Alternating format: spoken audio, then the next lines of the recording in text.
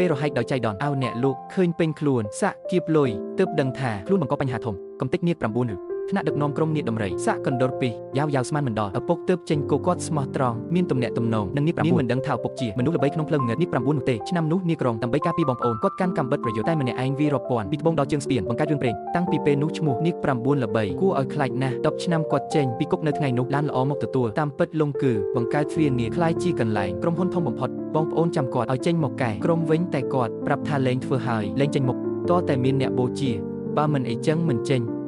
ដៃហើយភ្ញាក់ណាស់ក្នុងប៉ុន្មានឆ្នាំនេះតែងតែចង់ឲ្យលងគឺមកវិញនឹកស្មានមិនដល់ថាគប់លុបចោលទាំងអស់ភាពក្លាហានលងគឺប្រាប់គាត់គ្រប់គ្រងក្រុមហ៊ុនល្អកុំឲ្យក្រុមហ៊ុនសម្រាប់ពួកអក្រិតជាទីជម្រកនិយាយចប់គាត់កាន់កាបូក៏ចេញទៅបងប្អូនភ្លាមក៏លន់ទូលុបជង្គង់ចាំគាត់ត្រឡប់មកបងឡុងមិនឆ្លើយក៏ទៅផ្ទះចេញទៅតែគាត់ដល់ផ្ទះគាត់ក៏លឺកូនស្រីមិនស្គាល់អូនត្អែនឹងម្ដាយពីគាត់ពេលនោះប្រពន្ធឃើញគាត់មកមុនដល់ផ្ទះបងឡុងលឺពាក្យកូនមិនខឹងព្រោះឆ្នាំនេះខ្លាចកូនមានរឿងត្រូវរងគ្រោះឲ្យប្រពន្ធប្រាប់យ៉ាវថាគាត់ជាប់គុក10ឆ្នាំព្រោះលួចរបស់នៅក្នុងគុកតែលេនេះយ៉ាវនៅសាលាគេមើងងាយដូច្នេះចំពោះអ្នកមិនដែរឃើញមុខឪពុកនេះគ្មានចិត្តល្អទេគាត់ងាកចេញទៅប្រពន្ធប្រាប់បងឡុងយ៉ាវឈឺពោះអារម្មណ៍មិនល្អព្រោះអាហារដ្ឋានសាលាប្រើសាច់ស្អុយពួកគេទើបតែប្តឹងទេពួកគេមិនដឹងថាម្ចាស់អាហារដ្ឋានដឹងថាពួកគេប្តឹងនឹងត្រៀមសងសឹកបងឡុងចាប់ផ្ដើមតាំងលក់បាយនៅមុខសាលាដើម្បីឲ្យសិស្សនិងយ៉ាវញ៉ាំអាហារមានសុវត្ថិភាពយ៉ាវតែខ្មាស់គេខ្លាំងបង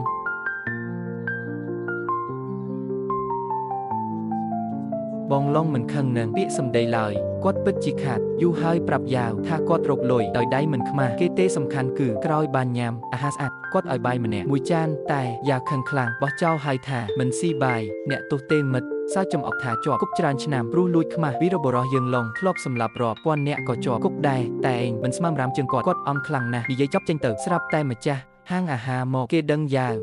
ជាកូនលោកឡុងគិតថាពួកគេចិត្តណាប្តឹងនឹងដណ្ដើមមុខរបរឃើញធ្វើបាបយ៉ាវមើលពីឆ្ងាយមកថាមិនខ្វល់តែចិត្តនាងបារម្ភខ្លះលោកឡុងឃើញយ៉ាវឈរក្បែរគាត់មិនហ៊ានធ្វើអ្វីខ្លាចមានរឿងប៉ះពាល់កូនលោកឡុងក្រោកសុំទោសគេថាគាត់នឹងរើកន្លែងលក់តែសាំងពៅច្បាស់ជាចង់បង្កបញ្ហាបញ្ជីភ្លាមកូនចៅកំតិចតោឃើញឪពុកត្រូវគេជេរយ៉ាវខ្លាចតែដោយចិត្តរឹងរូសគាត់នៅតែជេរគុំជីជន់មិត្តភក្តិភ័យខ្លាចពួកអ្នកកាន់អាហាររដ្ឋានសុទ្ធតែខ្លាំងលឺថាសាំងបៀវមានទំនាក់ទំនងនឹងខ្លងទ្វារនាគដូចជាធ្វើបាបនាគរីកតែយ៉ាវនៅតែសម្រេចចិត្តជួយព្រោះគាត់ជាឪពុកគាត់ពេលសាំងបៀវឃើញយ៉ាវស្គាល់ភ្លាមថាគេប្តឹងអាហាររដ្ឋានគាត់បញ្ជាឲ្យចាប់យ៉ាវគាត់បារម្ភណាស់ប្រាប់ថាឥឡូវលាឈប់ហើយកុំធ្វើបាបយ៉ាវតែការចោះចាញ់ចំពោះសាំងប៉ាវធ្វើឲ្យគេកាន់តែអាក្រក់គេប្រាប់ឡុងថាត្រូវពិន័យ 60000 ហើយឥឡូវបង100000ចប់ហើយបើមិនអីចឹងថ្ងៃនេះឲ្យស្ដាយអស់ជីវិតបន្តដងងើយភ្លាមក៏យកព្រមបន្តសាំងប៉ាវផ្ទះកំភ្លៀងផ្ទះមួយដៃដូចវាយចំទ្រូងឡងធ្វើឲ្យគាត់លែងទ្រាំគាត់រុញអ្នកចាប់បន្តប្រើដៃម្ខាងចាប់ត្រូវគេបោះហោះជាច្រើនម៉ែត្រឆ្ងាយពួកគេឃើញហើយក៏ស្ទុះចូលវីតែពេលកំពុងវីគ្នាពួកគេច្រឡំហែកអាវរបស់បងរងរូបសាក់9នាគលេចចេញភ្លាមគ្រប់គ្នាភ្ញាក់ផ្អើលព្រោះក្នុងទីក្រុងនាគតែ9នាគទេមានសាក់នេះសាំងពីវចិត្តតែដាក់ថ្នាំតែស្រាប់តែមានទូរស័ព្ទចូលគឺក្រុមនាគក្រុងប្រាប់គេឲ្យនៅស្ងៀមព្រោះ9នាគចេញពីគុកហើយរឿងដំបូងគឺប្រាប់ក្រុមរងកុំពាក់ព័ន្ធឬមកខ្វក់ឬដូច្នេះសាំងពីវភ័យខ្លាំងសន្យាថានឹងបិទភោជនីយដ្ឋានអាក្រក់ថ្ងៃនេះស្រាប់តែនឹកឃើញសាំងពីវប្រាប់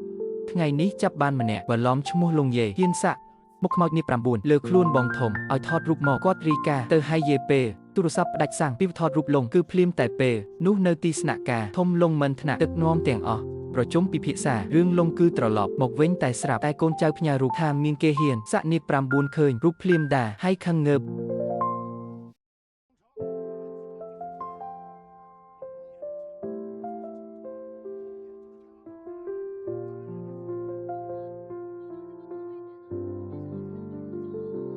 ឈោនាគ9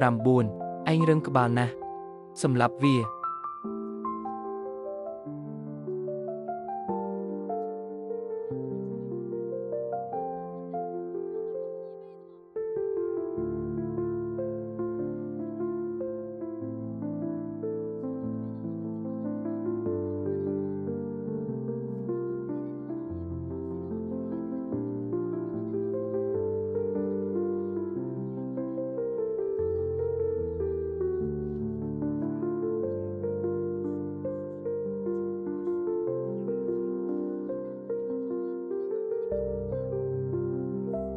ថ្ងៃនេះឯងធ្វើបាបបងខ្ញុំរឿងលោកនាគធំវានឹងស្លាប់មិនខានអានេះលោករត់ទៅ កុំឲ្យវាបានលោកនឹងស្លាប់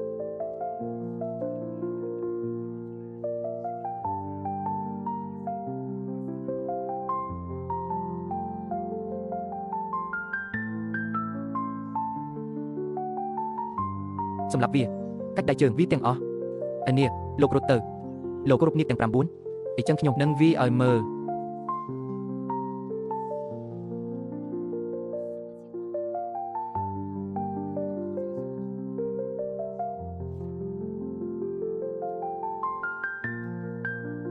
យ៉ាងម៉េចលោកនាងចង់បានម៉េចក៏មានកម្លាំងខ្លាំងម្ល៉េះស្លាប់ទៅ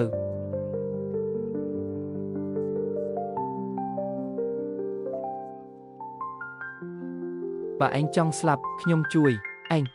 ពួកឯងច្រើនណាស់វាចាញ់អ្នកលក់អាហារសមុទ្រក្រោកឡើងសម្រាប់វាឯងចង់ធ្វើអីឯងប៉ះពាល់កូនស្រីខ្ញុំមួយសរសៃខ្ញុំយកម្រាមដៃឯង10មកដូរឯងហ៊ានទៅ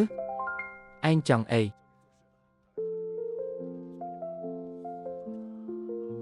ប្រធានក្រុមហ៊ុននាគទ្វារកំពុងមកដល់ហើយឯងហ៊ានសម្លាប់គាត់ប្រកាសជាសម្លាប់ឯង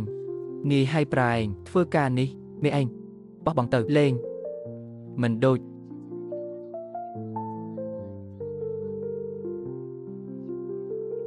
ឡងចេញតែខ្ញុំស្គាល់ទេលើ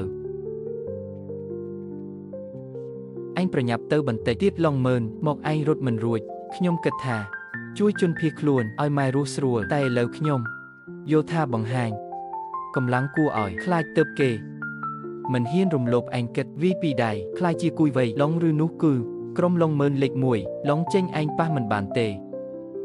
ងដឹងទេម៉ាក់ពិបាកចិញ្ចឹមខ្ញុំ10ឆ្នាំនាងចាំអ្នក15ឆ្នាំនាងតែងឲ្យខ្ញុំគុំខ្វល់នាងថាអ្នកទុកចិត្តបានអ្នកត្រូវដឹងថាអ្នកបានបង្កបញ្ហាខ្ញុំហត់មិនចង់បានឲ្យដូចអ្នកខ្ញុំអត់ទេនៃម៉េច